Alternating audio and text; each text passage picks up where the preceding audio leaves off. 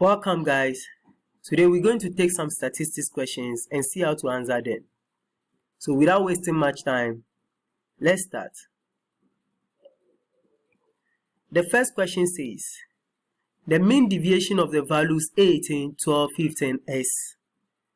Now the formula for mean deviation is sum of absolute value of x minus mean divided by n. So what this means is, before you can find mean deviation, you need to know the mean first. So for that matter, let's find the mean. Mean is equal to sum of x divided by n. So what do we mean by sum of x? It means we should add all the x values together. So 18 plus 12 is what? 30. Plus 15 is what? 45. Divided by, now n represents the number of values in the data set. So we count 1, 2, 3. So there are 3 values. So that's the n. So 45 divided by 3 is 15. So the mean is 15. So to get the mean deviation, it is absolute value of, you take the first x value, which is 18, minus the mean, which is 15, plus, that is why the summation, okay, plus the second x value, absolute value of the second x value minus the mean, plus absolute value of the next x value, which is 15, minus the mean, which is what? 15, divided by the number of values. So 1, 2, 3.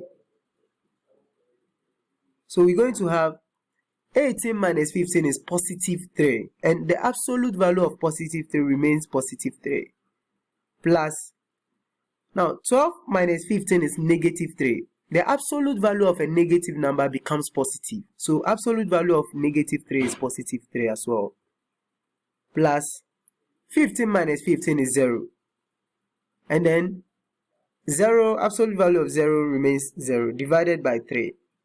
So 3 plus 3 plus 0 is 6, divided by 3, so we get 2. So the correct answer for question 1 is C. Question 2. Given 20, 23, 38, 44, 48, 58 and 69, what is the lower quartile? Now, you should know that lower quartile is the same as first quartile. Okay, I'll show you 2 methods to find the lower quartile. So the first method goes like this. You look at the data set. If they are arranged in ascending order first. If they are not, you rearrange them. But if they are, you maintain them and use them like that. So since they are arranged in ascending order, as you can see, we first find the median. So the median will be what? When you take off this and this, take off this and this, take off this and this, you'll be left with this at the middle. So that's the median. Okay, that's the median. Now, after getting the median, you check your left hand side. So these are the values at your left, isn't it? These are the values at your left. So you find the median of those values at your left. So this will be the median of the values at your left. Okay, then when you also check your right hand side, these are the values there, isn't it? What is the median of those values at your right? It will be 58. So the median of the values at your left is known as the first quartile or the lower quartile. And the median of those values at your right is known as the third quartile or the upper quartile. So the correct answer for question 2 should be D. Now the second method is first quartile is equal to 1 over 4 times n plus 1. Now n means the number of values in the data set. So let's count 1, 2, 3, 4, 5, 6, 7. So let's substitute it there. We have 1 over 4 into bracket 7 plus 1. 7 plus 1 is what? 8. And 1 over 4 times 8 gives you what? 2. So it means second position. So to locate the second position, we count 1, 2. Please make sure they are arranged in ascending order before you do that. So 1, 2. So it still falls on 23. So it confirms that 23 is the answer. So the answer is D. So let's proceed to the next question. The next question says, use the stem and leaf below to answer question 3 to 5. So this is a stem and leaf. A line can be here. Now, the mode is, now to know the mode, you check the first row, okay? The horizontals are the rows, okay? So you check the first row. Now, when you check the first row, there are 2 identical leaves in the first row, which is 9, 9. When you check the second row, you have different leaves, different values. When you check the third row, you see that there are 3 identical leaves in the third row, and here it's only 2 identical leaves. And then when you check the fourth row, there are only 2 identical leaves. So the most occurring one among them is this one. It occurs 3 times, and this is twice, this is twice. So because this is 3 times, you merge it with each stem. This is the stem. So this means 3, 2. That is 32. 32, 32. That's the meaning. So the answer for this, the mode is 32. So the answer is D. Question 4 says, the median is, now to get the median, you can come to where the leaves are, okay? You cancel out 1 here, cancel out 1 here, here 1, 1, 1, 1, 1, 1, 1, 1, 1, 1, 1, 1. So you are left with this at the middle. So the median is this, but you merge it with each stem, so that makes it 32.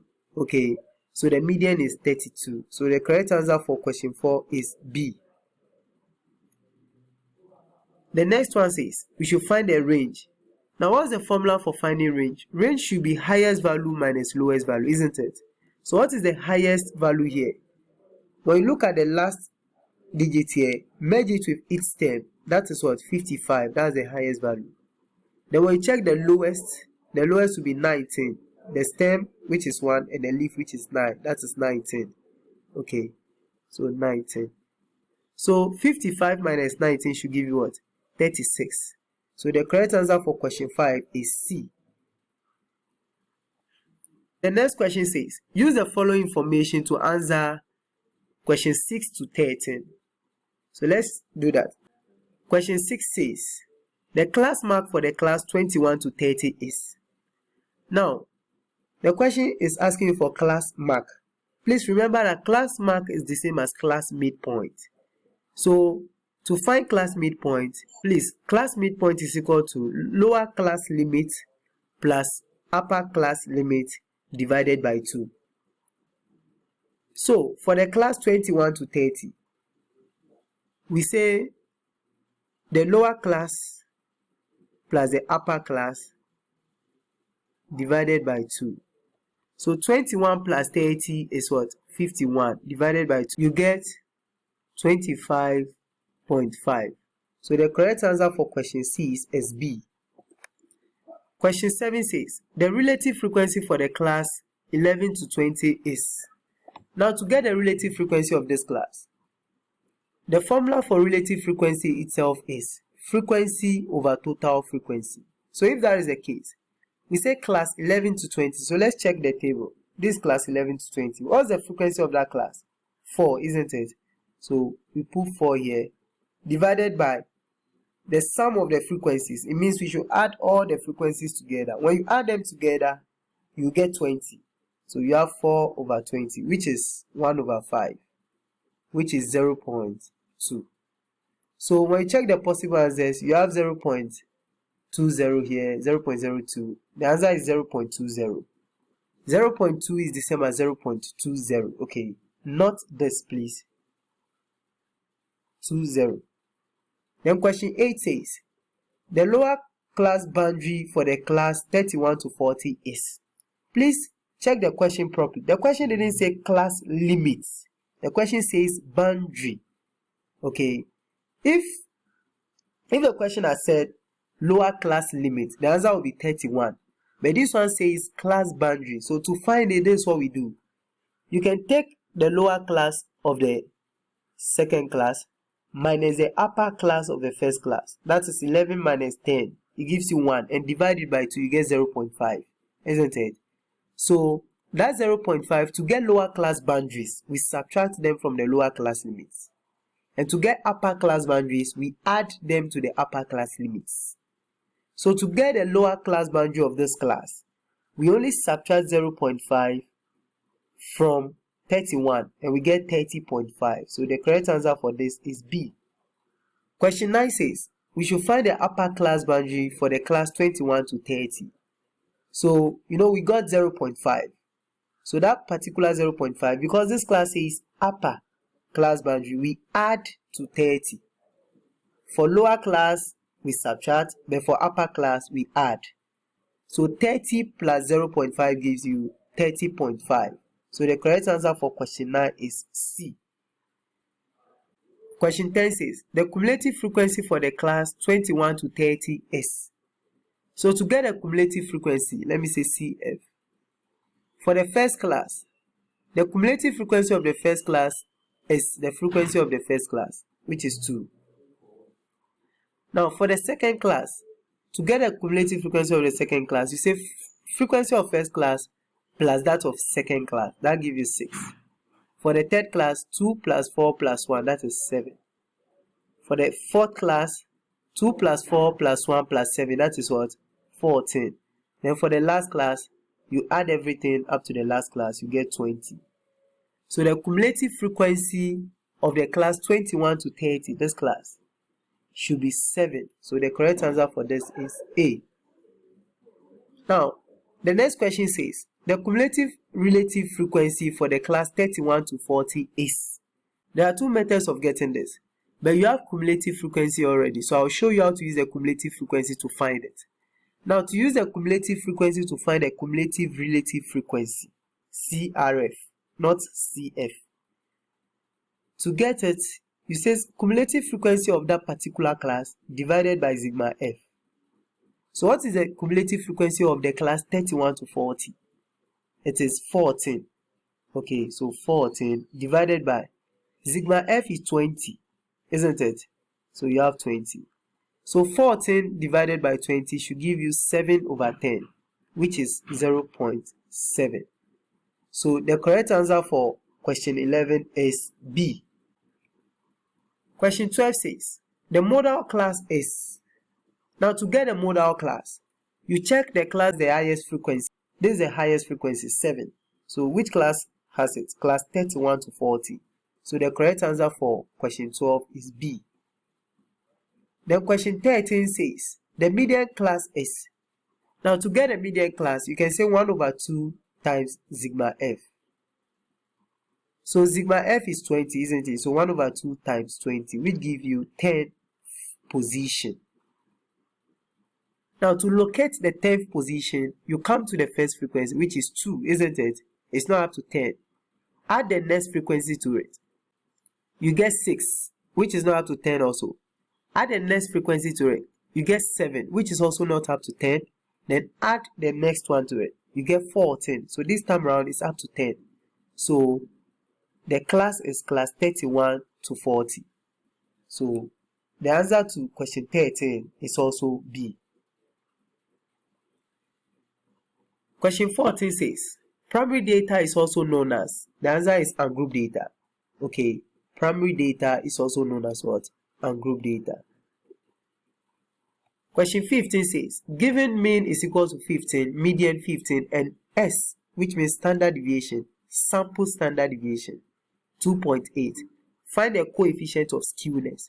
Now, according to Pearson, the formula for coefficient of skewness is 3 into bracket mean minus median divided by standard deviation.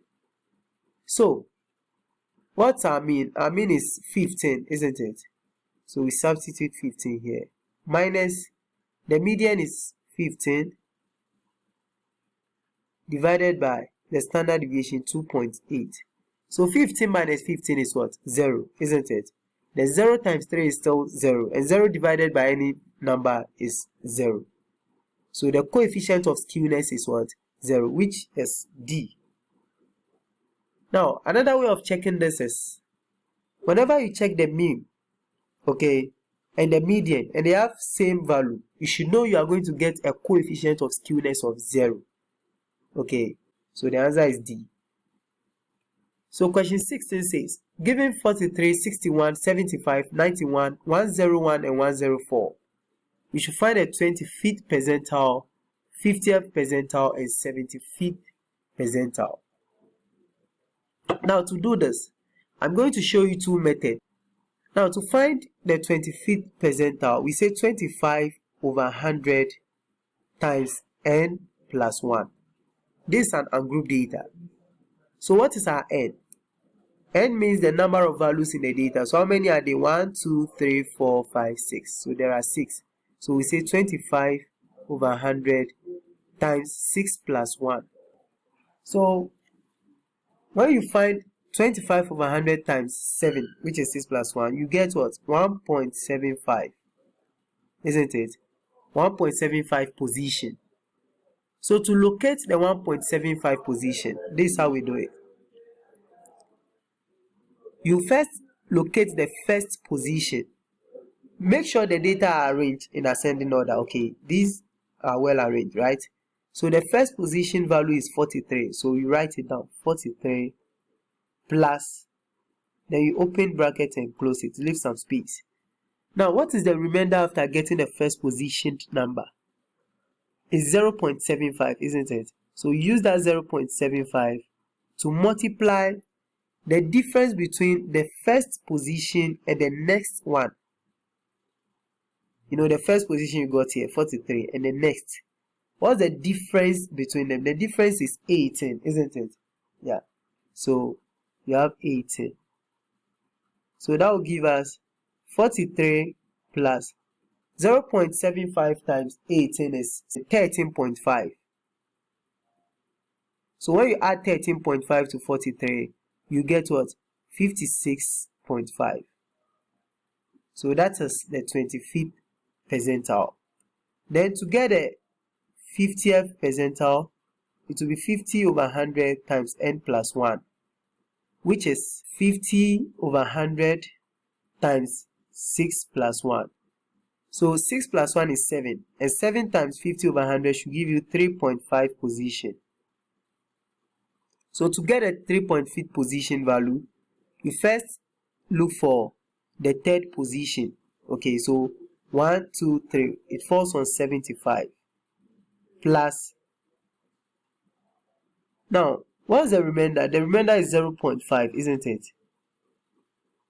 Times the difference between the third position value, which is 75, and the next. So what's the difference between them? The difference should be 16, isn't it? Yeah. Difference means like 91 minus 75, 16. Okay. So when you take 0.5 times 16, it should give you 8. Add that 8 to 75, you get 83. So this is the 25th percentile, and this is the 50th percentile. So to get a 75th percentile, 75 over 100 times n plus 1, which is 75 over 100 times 6 plus 1. So when you find 75 over 100 times 6 plus 1, you should get 5.25 position. So how do we locate this? We first get a fifth position, 1, 2, 3, 4, 5. That is 101. So we have 101 plus into bracket. What's the remainder? 0.25 times the difference between the fifth position and the next is what? Is 3. So 0.25 times 3 is 0.75. Add it to 101, you get 101.75. So the answers are 56.5, 83, and 101.75. So the answer is B. Now let's check another method of doing this and see if it will be correct. Now to use the second method I want to show you for this, it's important to know that 25th percentile is the same as first quartile. 50th percentile is the same as second quartile or median. And 75th percentile is the same as third quartile or upper quartile. So that's what we are going to use for the second method. Now to do that, you first look for the median. What will be the median here? We have this out, this out, this out, this out. So we are left with 75 and 91. Add them together and divide by 2. You get 83. So the median is 83. Now, how many values will be at your left? When you leave the 83, you have these values at your left, isn't it? 43 to 75. Because 83 will be at the middle here, isn't it? So you have from here to here. What is their median? Their median will be 61, isn't it? Which is first quartile. And this is second quartile. And when you check this side also, this side, your right hand side, you have 91 to 104, isn't it? What will be their median? Their median will be 101, isn't it? Which is this? Which corresponds to Q3, third quartile. So the first quartile, second quartile, and third quartile are 61, 83, and 101, which correspond to A. So which, if you had used this method, you would have gotten A as your answer. But if you use this method, you get B as your answer. Now pay attention. You are in exam and something like this happen. Please choose this. This is the most correct answer. If this B is not in the possible answers, that's why you choose A. But the most correct one is B. But if B is not in your possible answers, you choose A. Okay, so let's proceed to the next question. Question 17 says, ratings of 8 local players, poor, fair, good, excellent, is ordinal level of measurement. Okay. Under ordinal level of measurement, the data are ranked, but there is no precise difference between the rank. Question 18 says, let A and B be the two possible outcomes of an experiment, and suppose probability of A is 0.4, probability of A union B is 0.7, and probability of B is P, small letter p. For what choice of B are A and B mutually exclusive? We have two formulas for union, A union B. Okay. I'll write the two formulas. Probability of A union B is equal to probability of A plus probability of B minus probability of A intersection B. And the second one says probability of A union B is equal to probability of A plus probability of B. That's all. Now, this is used when the events are non-exclusive events. And this can be used when they are mutually exclusive. So when you take a look at this question, it says they are mutually what? Exclusive, isn't it? So since they are mutually exclusive, we are going to use the second one. Okay, so to use the second one, what's the probability of A union B? 0.7, isn't it? So we substitute it here, 0.7 equals, what's the probability of A? 0.4 plus, what's the probability of B? Small letter p. So we make p the subject. So we're going to have p equals 0.7. When 0.4 comes here, it becomes minus 0.4. So you have p equals 0.3. So the value of p is 0.3. C. Question 19 says, given the data 25, 33, 4, 37, 19, 15, and 20, find the interquartile range. Now to get the interquartile range, you rearrange the values in ascending order. So let's do that. We have 4 followed by 15. Next is 19. The next one is 20, 25, then 33, then 37. Now, to get the interquartile range, formula for interquartile range is third quartile minus first quartile. So to get the third quartile and the first quartile, we can find the median. What will be the median? The median is 20, isn't it? So since the median is 20, you check your left hand, isn't it? You check the values at your left. You find the median of those values at your left, and it will be what? 15. The median of these will be 15, which is first quartile. Then you also find the median of the ones at the right. What's the median of these values at the right? It is 33. So this is third quartile. So to get the interquartile range, it will be third quartile, which is 33, minus first quartile, which is 15. So 33 minus 15 give you what? 18. So the correct answer for question 19 is C. Let's proceed to question 20. Question 20 says, mean deviation, variance, and standard deviation of the values 444, 444 is. Now, whenever you have a data set where the values are the same, the mean deviation, the variance, and the standard deviation would definitely be 0. Meaning there is no spread. Okay, it will definitely be what? 0. So let's go to question 21. Question 21 says, the average of lower and upper class limit is called. The answer is D, the class mark. It should be class midpoint. The class midpoint is also class mark. Okay. Then question 22 says, in a week, the prices of a bag of rice were 350, 280, 340, 290, 320, 310, and 300. The range is. Now to get the range is equal to highest value minus lowest. So what is the highest value here? The highest will be 350, isn't it? So 350 minus, what is the lowest? The lowest is 280. So 350 minus 280 give you 70. So the correct answer for question 22 is A. Question 23 says, find the median of the following data. So to get the median, we check if the data set is arranged in ascending order. If it is not, we rearrange it.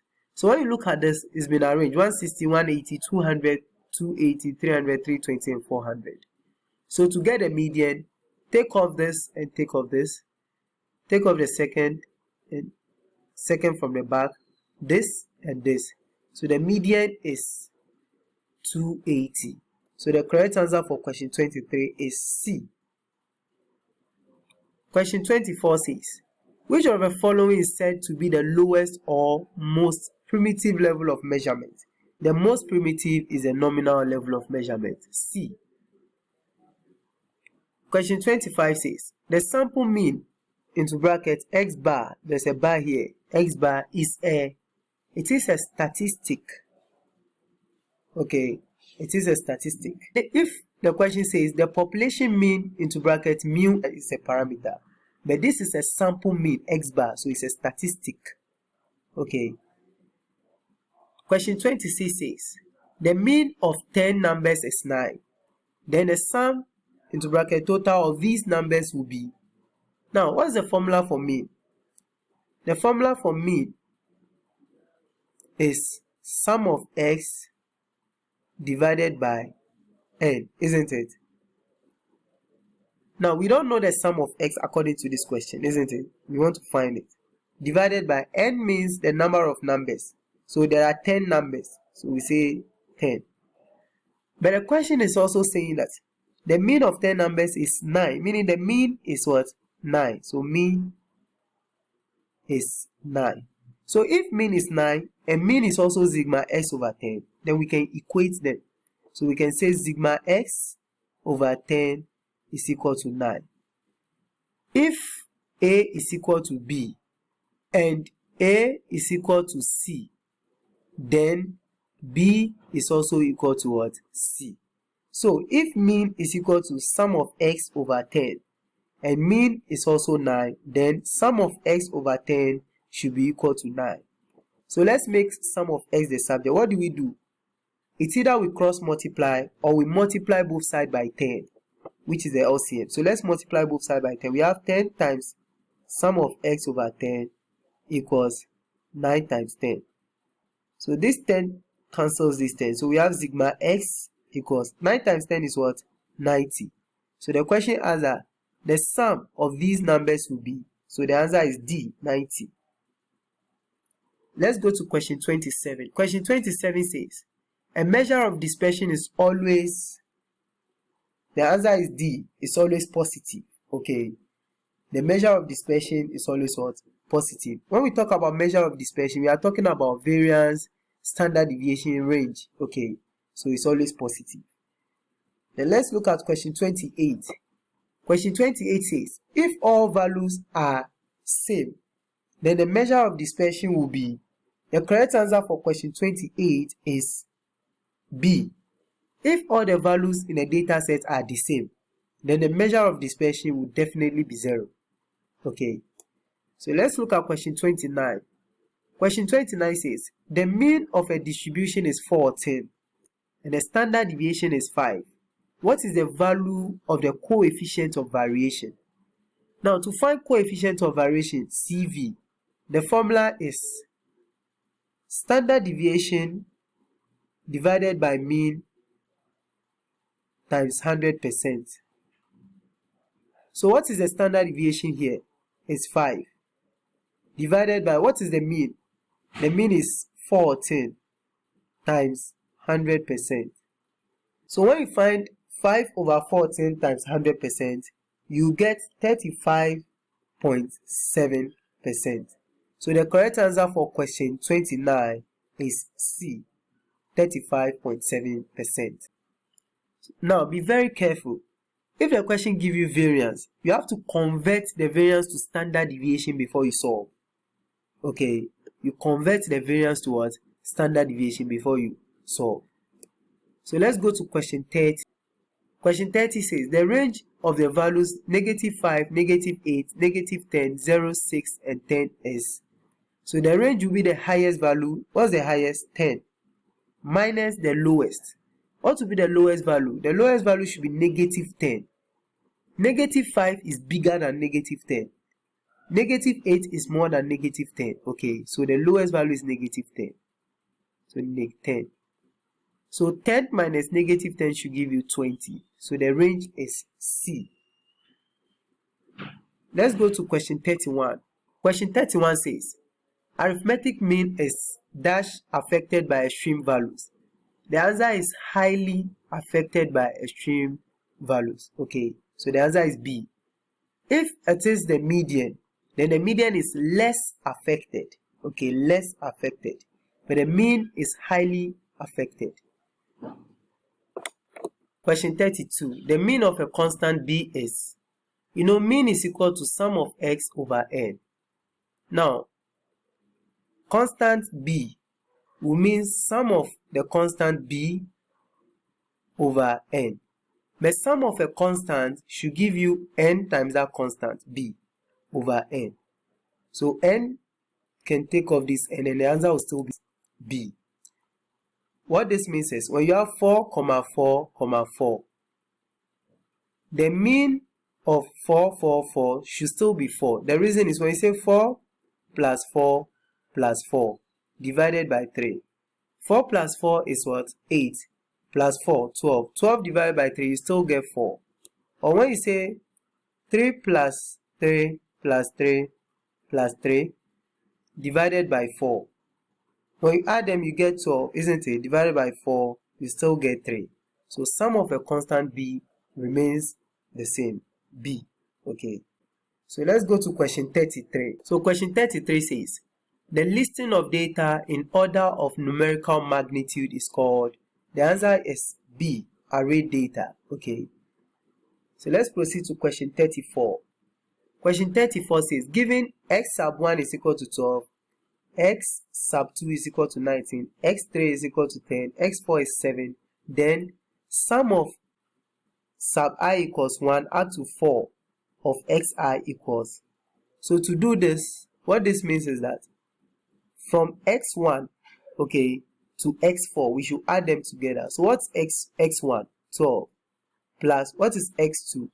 9, 10. What is x3? 10. And what is x for? 7. So when we add them together, 12 plus 19 is 31, plus 10 is 41, and then plus 7 is 48. So the correct answer is B. So let's proceed to question 35. Question 35 says, the measure of dispersion can never be. The correct answer for this is B. It can never be negative. Okay. Question 36. What is the upper quartile of this? Now, to get the upper quartile, remember, upper quartile is the same as third quartile.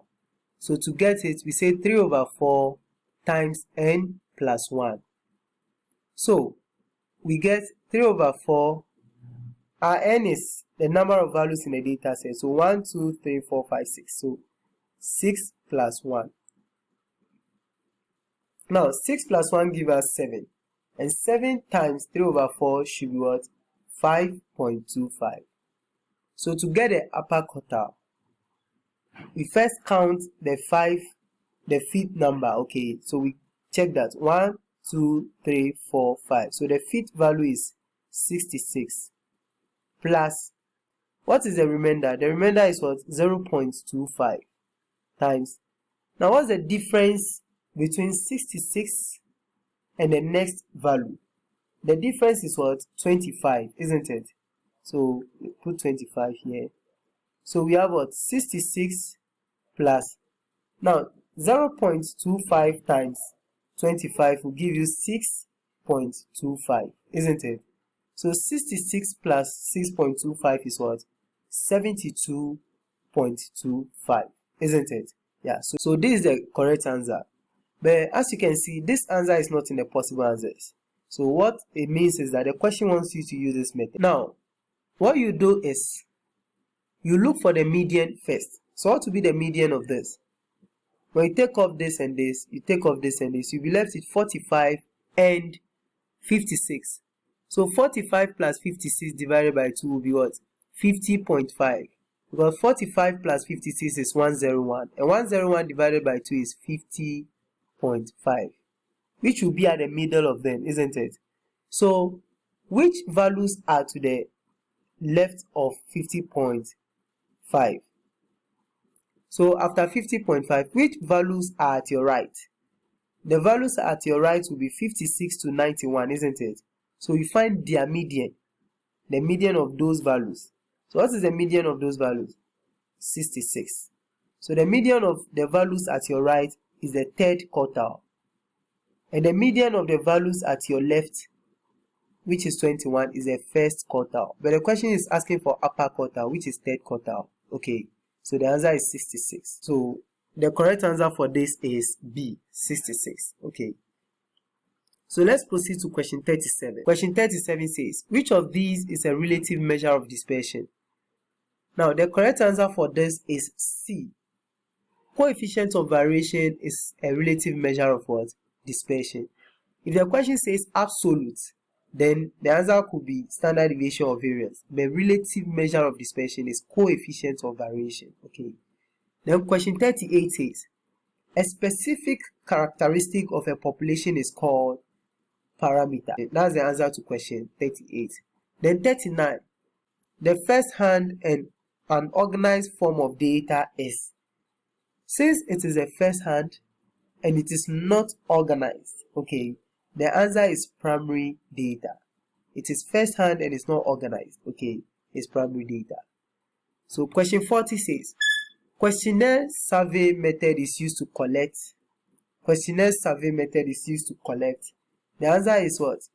C, primary data. Okay, questionnaire survey method is used to collect primary data. So question 41 says, the standard deviation is always dash than the mean deviation. The correct answer for question 41 is A. The standard deviation is always greater than the mean deviation. Okay. Yeah. Question 42 says, the grouped data is also called. The answer is C, secondary data. Okay. Then question 43 says, a parameter is a measure which is computed from. The correct answer for question 43 is A, population data. A statistic is a measure which is computed from sample data. The parameter is computed from population data. Okay. Question 44 says, the number of accidents in a city during 2020 is.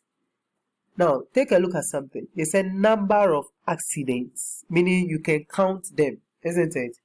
Number of accidents can be counted. So since it can be counted, it is discrete variable. Discrete variable. So let's move to question 45.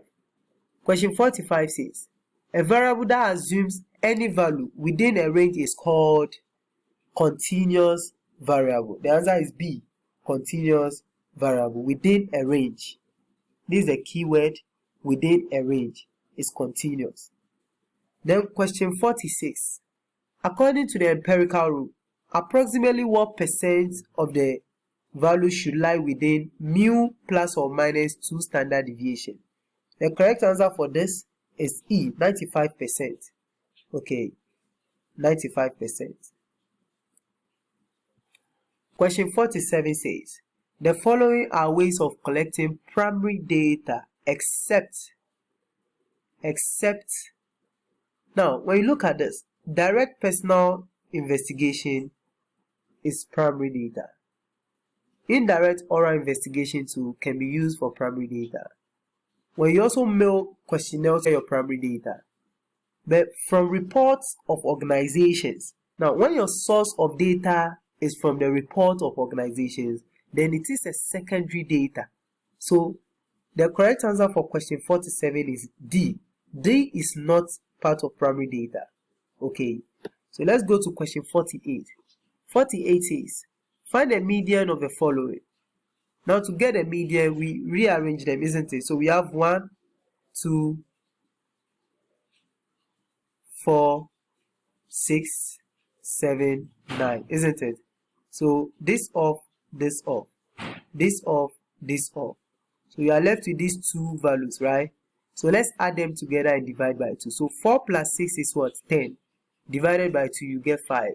So, the correct answer for question 48 is A. Question 49 says, a basket contains 4 blue balls and 6 green balls. What is the probability of drawing a blue ball? Now, to get the probability of drawing a blue ball, you need to know the total number of balls. So, what's the total number of balls? It should be what? 4 blue balls plus the 6 green balls, which will give you 10, isn't it? So, the probability of drawing a blue ball should be number of blue balls divided by what? Number of balls in total. So, what is the number of blue balls? 4, isn't it? And what is the total number of balls? 10, isn't it? So, 4 divided by 10 can give you 0.4. So, the correct answer for question 49 is C. Question 50 says, a specific characteristic of a population is known as. The answer is B, parameter. Question 51 says, a specific characteristic of a sample is known as statistic. Be very careful. It is not statistics, but rather statistic. Then question 52 says, which is not a measure of dispersion? Remember, measures of dispersion or measures of spread are range, standard deviation, and variance. Mean is not a measure of dispersion or variation. Okay, so the answer to this is D. Okay, they say not. So mean is not. So you choose D as your answer. Question 53 says, which of the following statements about the median is not true? Not true. Meaning 3 of them are true and 1 is not. So let's check. It is more affected by extreme values than the mean. Is that true? Okay, let's check the rest and see. It is a measure of central tendency. Yes, it is. It is a measure of central tendency. It is equal to the second quartile. Yes, the median is also equal to the second quartile. That is true. Then D, it is equal to the mode in a bell-shaped distribution. Now, in a bell-shaped distribution, the mean is equal to the mode is equal to the median. Okay, so it is equal to the mode in a bell-shaped distribution. This is also true. Then this is false. It is more affected by extreme values than the mean. No, the mean is more affected than the median. Okay, so since the mean is more affected than the median, this is absolutely false. So it is not true. So the correct answer for question 53 is A. It's not true. Okay. So question 54. Question 54 says, calculate the standard deviation of the following sample of size 4. Now, since the question says sample, then the formula for standard deviation is small letter s is equal to square root of sum of x minus x bar square divided by n minus 1. If it is a population, it would have been sigma is equal to square root of sum of x minus mu square divided by capital letter N, if it is population. But because it's a sample, we use this. Now, what this also means is that we need the mean before we can find a standard deviation. So how then do we get the mean? Since it's a sample also, we say x bar, not mu, not this, but rather this. X bar is equal to sigma x divided by what? Small letter n. So what is our sigma x? Sum of all the x values. So 3 plus 4 is what? 7 plus 7, 14 plus 10, 24. So sum of x is 24 divided by, how many values are there? 4. So 24 divided by 4 is what? 6. So the mean is 6. So you can quickly construct a small table like this for x. So we have 3, 4, 7, 10. Then you find x minus mean. X minus mean is known as deviation. Okay. So 3 minus mean, which is 6, is what? Negative 3. 4 minus 6 is what? Negative 2. 7 minus 6 is positive 1. And 10 minus 6 is positive 4. So you can find deviation square. Deviation square is x minus x bar square. So negative 3 square is what? Positive 9. You bracket it, okay. Negative 2 square is what? Positive 4. And then positive 1 square is positive 1. And 4 square is 16. So let's add all this. When we add this, it means sigma x minus x bar square, isn't it? So let's add. 9 plus 4 is what? 13. Plus 1, 14. Then plus 16, you get what? 30, isn't it? So to get a standard deviation, the standard deviation will be square root of, now we've gotten sigma x minus x bar squared to be 30, this, isn't it?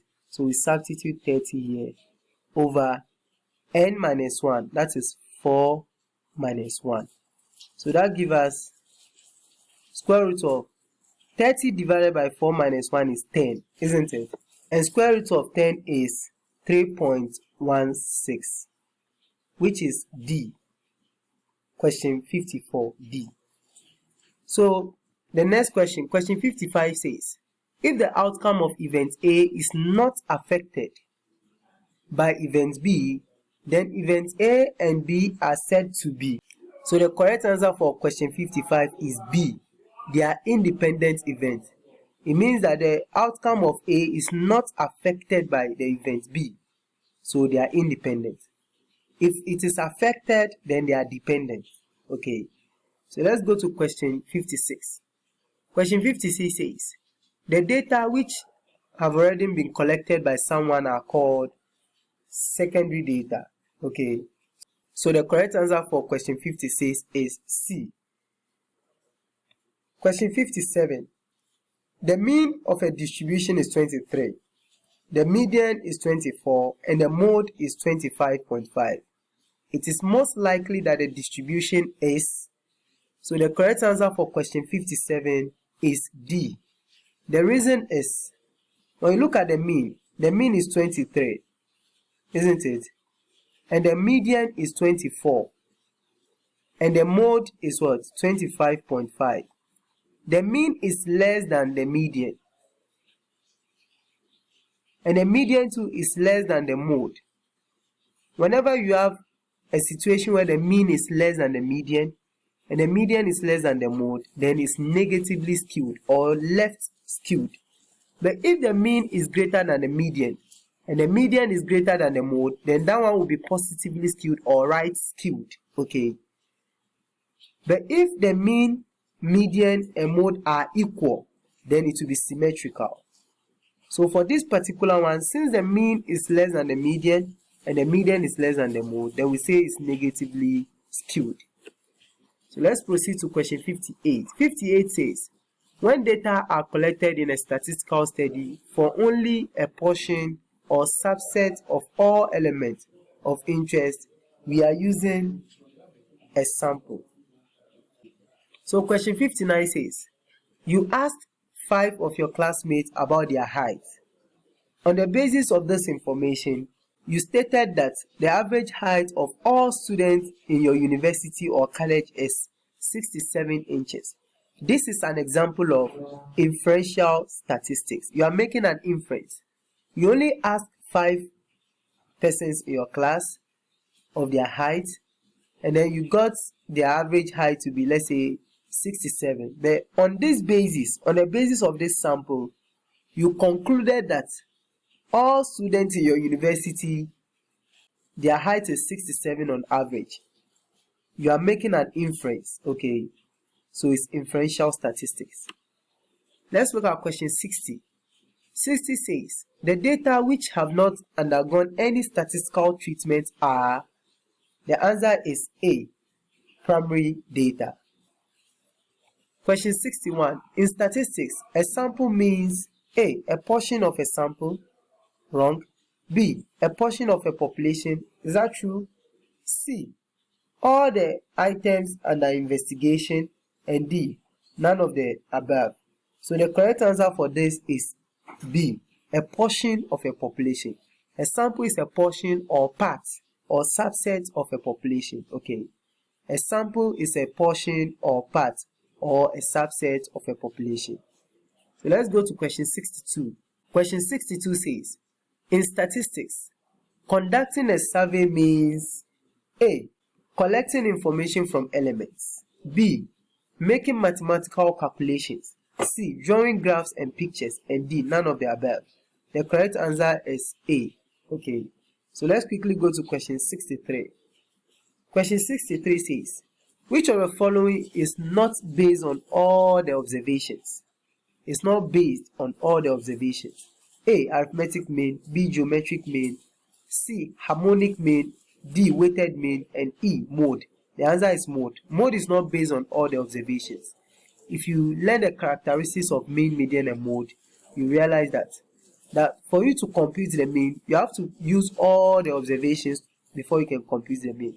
But for the mode, it's not based on all the observations. So the answer is E.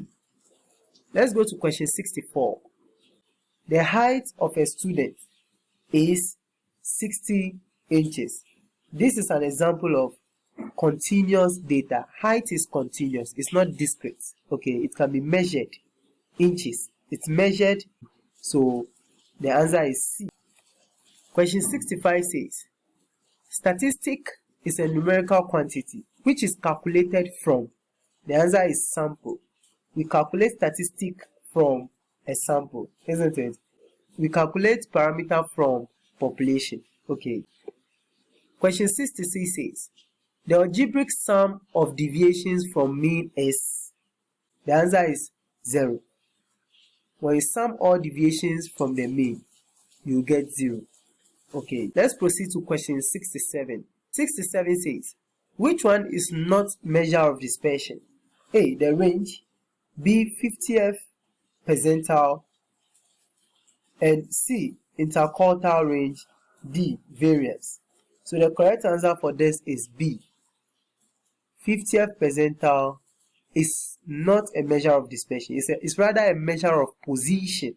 Okay, is the odd one among them. Okay, so let's proceed to question 68. Question 68. Which of the following measurements does not divide a set of observations into equal parts? A. Quartiles, B. Standard deviation, C. Percentiles, D. Deciles, and E. Median. Now, just look at them. Categorize them and see. Quartiles is a measure of position, isn't it? Standard deviation is a measure of variation or dispersion or spread. Then percentile is also measure of position, isn't it? Deciles is also measure of position. In fact, median is a measure of central tendency, but median is the same as second quartile. So it's still a measure of position. So if that is the case, this is the only odd one among them. So this is the answer. This does not divide the set of observation into equal parts. So the answer is B. Question 69. In inferential statistics, we study A. The methods to make decisions about a population based on the sample results. B. How to make decisions about a mean, median, or mode. C. How sample is obtained from a population. And D. None of the above. The correct answer is A. The methods to make decisions about a population based on a sample result is you are making an inference, so it's an inferential statistics. So let's proceed to question 70. Question 70 says, in descriptive statistics, we study A. The description of the decision-making process. B. The methods for organizing, displaying, and describing data. C. How to describe the probability distribution. And D. None of the above. The correct answer for question 70 is B. The methods of organizing, displaying, and describing data is descriptive statistics. Okay. So question 71 says, if there is no gap between the consecutive classes, the limits are called. The answer for this, the correct answer for question 71 should be B, class boundaries, because there is no gap. Let's proceed to question 72. Question 72 says, which branch of statistics deals with techniques that are used to organize, summarize, and present the data? A. Advanced statistics. B. Inferential statistics. C. Descriptive statistics. D. Probability statistics. And E. Bayesian statistics. The correct answer for this is C. Don't go far. To organize, summarize, and present data is descriptive statistics. Okay. So let's proceed to the next question. Answer questions 73 and 74 with the information below. A recent survey asked 100 if they thought women in the armed forces should be permitted to participate in combat. The results on the survey are, so this is a table. Question 73 says, find the probability that the respondent answered yes, given that the respondent was a female. This is a conditional probability question. Now to answer this, you should know that probability of A given B should be equal to probability of A intersection B divided by probability of B, the one which has already occurred, B. Okay. Also, probability of B given A, if A has already occurred and B is depending on A, that's what we mean. Probability of B given A should also be equal to probability of B intersection A divided by probability of what? A. That's the formula, the general formula we are going to use. So if that is the case, we want to find the probability that the respondent answered what? Yes, given that, okay, this given that the respondent was a female. So the formula should be probability yes intersection female divided by probability of female, isn't it?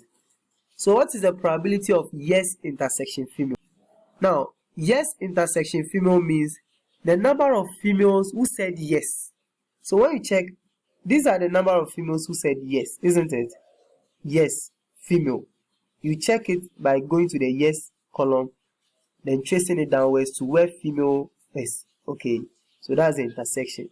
And its probability will be 8 over total number, which is 100. So you have 8 divided by 100. Or divided by, what is the probability of female generally? You have to take total number of females, which is 50, divided by total, isn't it? So we have, now, 8 over 100 divided by 50 over 100 can give you 8 over 50. The reason is 8 over 100 means 8 times 1 over 100, isn't it? Divided by 50 over 100 means 50 times 1 over 100. And 1 over 100 can cancel here 1, 1. So 8 times 1 is 8, and 50 times 1 is what? 50. So you have 8 over 50. So it's 8 over 50. So when we simplify this, 2 goes here 4, and going to 50 25 times. So the correct answer for this is 4 over 25. So the correct answer for question 73 is A. Now, if the possible answers are in decimals, just convert your answer to decimal to check. Okay. Then the next question says, find the probability that the respondent was a male. Probability that the respondent was a male, given that the respondent answered no. So it will be probability of male intersection no divided by probability of what? No, isn't it? So what's the probability of male intersection no? It means that number of males who said no. Okay, so male, no. So it's 18 over total number. So 18 divided by 100 or divided by, what's the probability of no? It means total number of no, which is 60 divided by total number of respondents. So we have 60 over 100. So 18 over 100 divided by 60 over 100 will give us 18 over 60. Okay. If you simplify this further, 6 goes into 18 3 times and go into 60 10 times. So the answer is 3 over 10, which is B. If the possible answers are in decimals, then you convert this also to decimal. That's 0.3. Okay. So let's proceed to the next question. The next question says, answer question 75 to 77 with the information below. The probability that a particular knee surgery is successful is 0.85. Successful. Okay. If 3 knee surgeries are conducted, 75. What is the probability that all 3 knee surgeries are successful? Now, what is the probability that 1 knee surgery is successful? Is 0.85, isn't it? So to get the probability that all the 3 are successful, it will be the first one is successful and means times. Okay. The second one is successful and which also means times. The third one is also successful. So 0.85 times 0.85 times 0.85, you get 0.614. So the correct answer for question 75 is B. Now question 76 says, what is the probability that none of the 3 knee surgeries is successful? None is successful. To get a probability that none is successful, now what is the probability that one of them is not successful? The probability that 1 is not successful, which is Q, should be equal to 1 minus probability that 1 is successful. Probability of failure, Q, should be equal to 1 minus probability of success, which is 1 minus, what is success? 0.85. So 1 minus 0.85 gives us 0.15. So probability of failure is 0.15. So to get a probability that all the 3 are not successful, it will be probability that the first one failed times probability that the second one also failed and the third one also failed. So 0.15 times 0.15 times 0.15, you should get 0.003. Okay, so the correct answer for question 76 is C. Question 77 says, what is the probability that at least one of the knee surgery is successful? Now, probability of at least one should be equal to 1 minus probability of none. None is successful. Okay, so this will give us 1 minus, what's the probability that none of them is successful? It was 0.003, isn't it? 0.003. So 1 minus 0.003 should give you 0.997. So the correct answer for question 77 is D. So let's proceed to the next question. Question 78 says, if the distribution is negatively skewed, then the correct answer for question 78 is A. The mean is less than the mode. That is why it is negatively skewed. Okay. For this, when the mean is more than the mode, then it will be positively skewed. So this is negatively skewed. Okay. Question 79.